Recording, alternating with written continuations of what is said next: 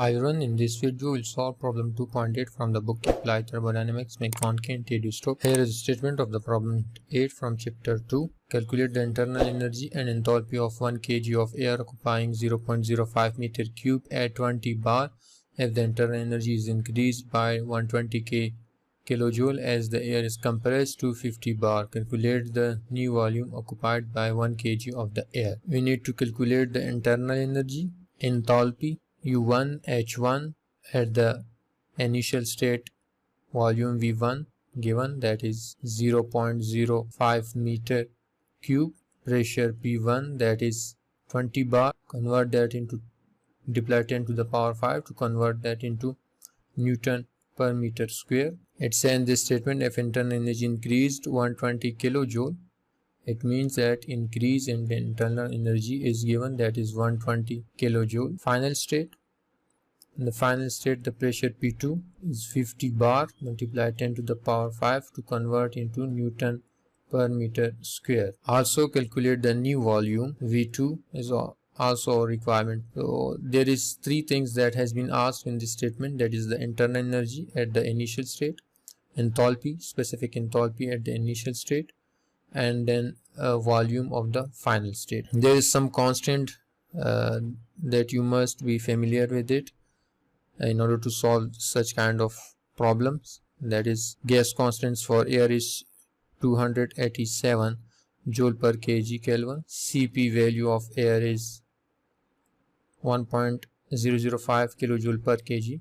Cv value 0.718 kilojoule per kg Kelvin. And also the gamma value of for air is 1.4. Now come toward its solution. P1 V1 is equal to mR T1. We are finding the T1 value because that will be used to find the internal energy at state point 1 and enthalpy. Divide both sides with mR.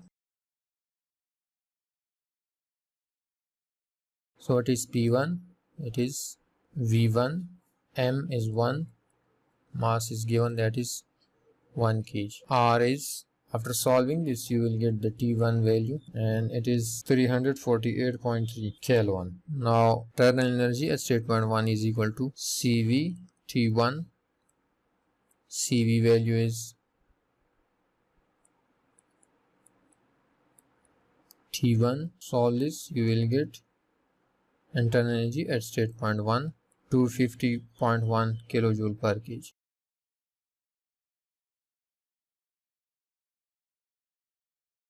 H1 is equal to Cp times T1. What is Cp value? 1.005 multiply T1 348.3. After solving this you will get the enthalpy value. It is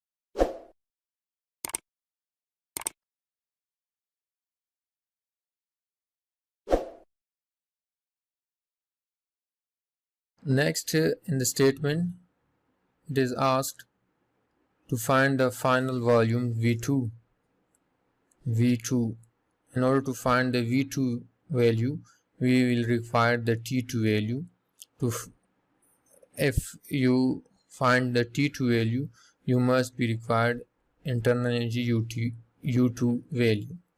So to find the final state volume V2, we will first find the U2 value and then T2 value, and then we will come to the V2 value. So let's come first to find the U2 value. We are given the change in internal energy and that is equal to U2 minus U1. Finally, the U2 will be equal to change in internal energy plus U1. What is change in internal energy? That is 120 kilojoule and internal energy is 250.1. After adding you will get the U2 value and it is kilojoule. Now the U2 will be equal to CV T2. When interesting to find the T2 value, divide both sides with CV. It will be cancelled out. So the T2 will be equal to U2 divided by CV. What is U2?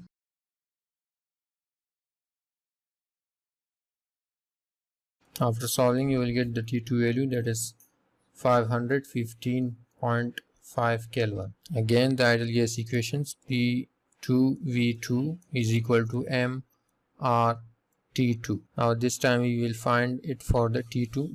Divide both sides with P2.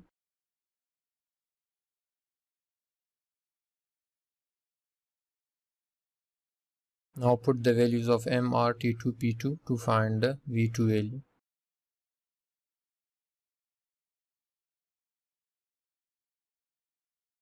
After solving this, you will get the V2 value, and it is